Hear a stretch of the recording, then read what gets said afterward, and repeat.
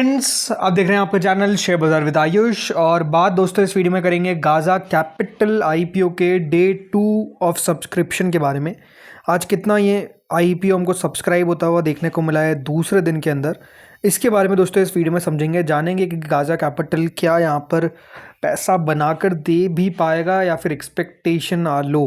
तो वीडियो आप लोग देखिएगा दोस्तों पूरा, लेकिन उससे पहले अभी तक अगर आपने चैनल को सब्सक्राइब नहीं किया है, फर्स्ट टाइम विजिट किया है, तो ज़रूर चैनल को आप लोग सब्सक्राइब कर लीजिएगा।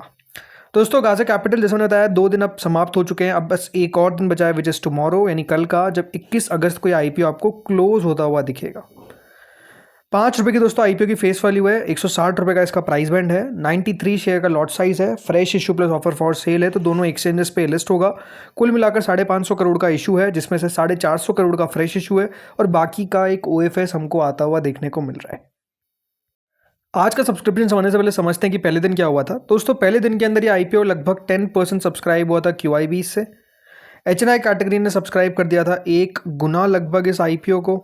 रिटेल ने सब्सक्राइब कर दिया था 1.27 टाइम्स एंड टोटल मिलाकर 90% इशू सब्सक्राइब होने में कामयाब हो गया था ऑन डे 1 ओनली। तो पहला ही दिन आप कह सकते हैं कि इशू को दोस्तों जो सब्सक्रिप्शन मिला वो ओवरऑल बढ़िया था, मतलब उसमें कोई ऐसा सच आपको कमी देखने को नहीं मिलेगी। लेकिन डे 2 में कितना डिफरेंस हमको आता हुआ दिखा है ये अब आप देखिए। तो देखिए डे 2 में क्यूआईबी कैटेगरी का सब्सक्रिप्शन जो का तो है, मतलब जितना पहले था वैसा का वैसा ही है, सेम टू सेम, कोई चेंज हमको आता हुआ दिखा नहीं है। 10% ही सब्सक्राइब हुआ है, 11 करोड़ रुपए लगे हुए हैं जितने लगे हुए थे पहले दिन, यानी आज के दिन क्यूआईबी ने दोस्तों कोई नया पैसा जो है वो नहीं डाला है।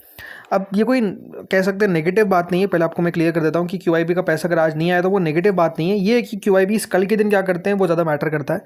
क्यूआईबीज लार्जली देखिए आखिरी दिन अप्लाई करते हैं, तो आखिरी दिन का डेटा जो होता है वो क्लियरली बहुत स्पेसिफिक और बहुत इंपॉर्टेंट होता है, बिकॉज वही बताता है कि हाँ आईपीओ को रिस्पॉन्स किस तरीके का मिला है। तो कल दोस्तों 3 बजे या फिर 2:30 पे जो भी रहेगा टाइम, उस पर आपको फाइनल डिसीजन का वीडियो मिलेगा। 3 PM की बात कर रहा हूँ मैं। ओके, फाइनल डिसीजन में हम बात क्या करते हैं कि किस तरीके से क्यूआईबी सब्सक्राइब करते हुए दिख रही है, क्यूआईबी कैटेगरी का कितना पैसा आता हुआ दिख रहा है, तो वो बहुत ज़रूरी वीडियो हो जाता है, क्योंकि हम हमेशा देखिए फाइनल डिसीजन का वीडियो लेकर आते हैं। देन एचएनआई कैटेगरी पे आते हैं, तो देखिए एचएनआई पोर्शन लगभग 4 गुना सब्सक्राइब हो चुका है। एचएनआई की तरफ से 341 करोड़ रुपीज़ अभी तक लगाए गए हैं, जिसमें जो बिग एचएनआई कैटेगरी है उसके द्वारा 3.29 टाइम्स, स्मॉल एचएनआई के द्वारा 5.83 टाइम्स अभी तक पैसा आता हुआ दिखा है। लगभग 180 करोड़ रुपये बिग एचएनआई की तरफ से और 160 करोड़ रुपये स्मॉल एचएनआई की तरफ से।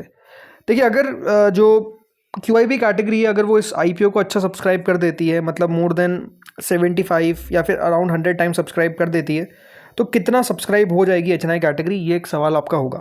तो देखिए यहाँ पर जो मोस्ट मतलब सबसे ज़्यादा हमको पैसा आता हुआ देखने को मिल सकता है, अभी तक 3.29 टाइम आया है, यानी लगभग 180 करोड़ है। तो देखिए यहाँ पर व्हाट आई फील कि देखिए 7,500 करोड़ रुपये तक हमको आता हुआ दिख सकता है। 7,500 करोड़ का आंकड़ा में कैसे लेके आया, देखिए मेरे हिसाब से जो ज़्यादातर पैसा है एचएनआई का वो भी आपको दोस्तों जाता हुआ दिखेगा टेम्सन इंस्ट्रूमेंट्स में। सो मेजरली दोस्तों अगर कोई भी एचएनआई में अप्लाई करने की कोशिश कर रहा है जिसके एक अकाउंट के पैसे हैं, होता क्या है देखिए डिस्ट्रीब्यूट होती है मनी, ऐसा नहीं है कि दोस्तों आपको सब लोग लगाते हुए नजर आएंगे। तो 7,500 करोड़ रुपीज़ आप मान के चलिए इस आईपीओ में आपको आते हुए देखने को मिलेंगे in the big HNI category. और वो कब आएंगे, जब जो क्यूआईबी कैटेगरी उनकी तरफ से आपको 100 टाइम तक सब्सक्रिप्शन देखने को मिल जाएगा।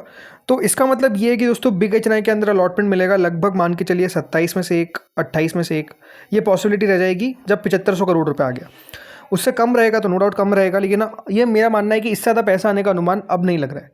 5.83 टाइम दोस्तों यहाँ पर सब्सक्राइब हो चुकी है कौन सी कैटेगरी, स्मॉल एचएनआई, जिसके द्वारा 160 करोड़ रुपये लगाया गया है।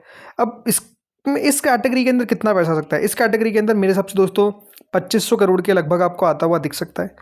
2,500 करोड़ का मतलब क्या है कि ऑलमोस्ट आप ये मान के चलिए कि इस आईपीओ के अंदर जो स्मॉल एचएनआई कैटेगरी वो 80-90 गुना तक जाएगी, मतलब 90 से 100 के बीच में भी जा सकती है। तो ये आप मान के चलिए कि एक रेंज है कि 80 to 100 टाइम से सब्सक्राइब हो सकती है स्मॉल एचएनआई कैटेगरी।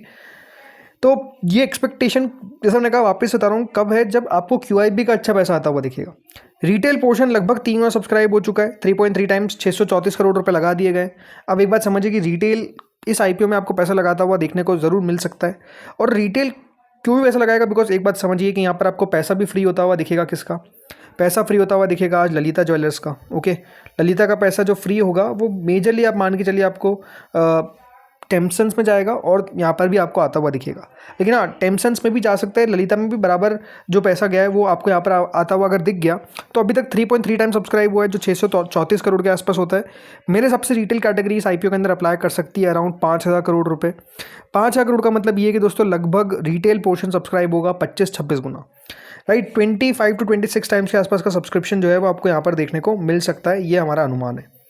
इसके अलावा टोटल अभी तक दोस्तों ये IPO 2.5 गुना सब्सक्राइब हुआ है, कुल मिलाकर 987 करोड़ रुपीज़ आते हुए दिखे। अब ये एक्सपेक्टेशन है, अब देखना बहुत दिलचस्प होगा कि कल के दिन क्या होता है इस IPO के अंदर। जैसे मैंने कहा कि देखिए जो वीडियो रहेगा स्पेसिफिकली 3 बजे का फाइनल डिसीजन का, उसको बिल्कुल भी मिस मत करिएगा, ताकि जो आपको अपडेट है वो मिल जाए, ताकि आपको समझ में आ जाए कि हाँ QIBs करना क्या चाह रहे हैं। एटलीस्ट हमको पता तो चले कि हाँ QIBs IPO में कितना पैसा लगाते हुए नज़र आ रहे हैं, ताकि एक उस IPO को लेकर मूड माहौल जो है वो क्रिएट होगा। सो वो बात करेंगे।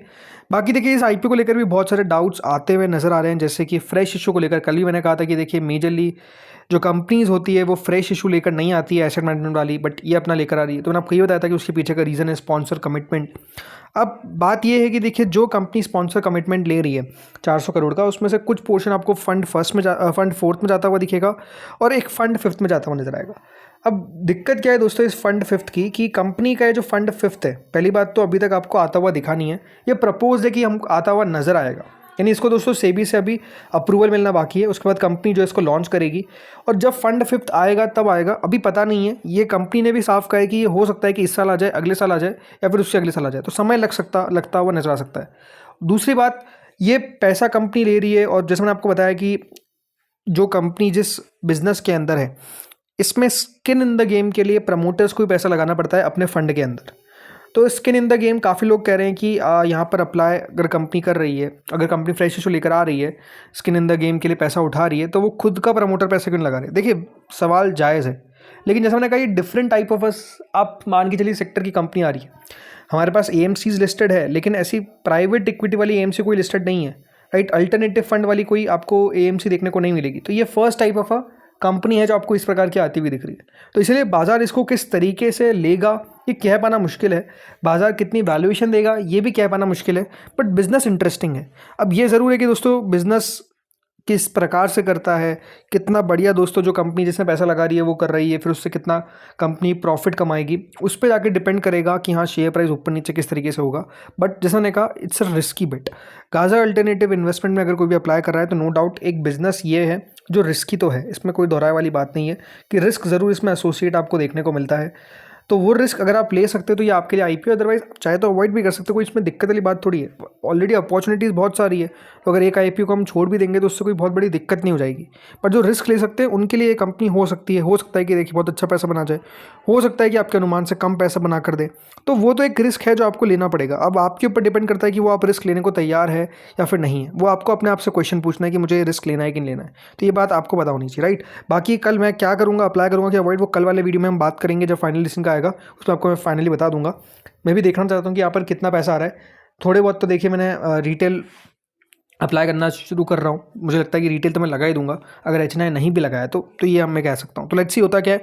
बाकी दोस्तों इस वीडियो में इतना ही था। जो ग्रे मार्केट है करेंटली, तो जो GMP दोस्तों वो लगभग 18 रुपये के आसपास आपको चलती हुई देखने को मिल रही है। तो हाँ प्रीमियम जो है वो कल से आज में आपको गिरता हुआ देखने को मिला है, बट अब देखते होता क्या, अभी भी 11% के आसपास का प्रीमियम जो है वो करेंटली चलता हुआ दिख रहा है। तो दोस्तों इस वीडियो में तो इतना ही था। होपफुली आपको वीडियो बढ़िया लगा होगा, अगर अच्छा लगा तो लाइक कर देना, चैनल से पहली बार जुड़े सब्सक्राइब कर देना। Thank you friends for watching this video.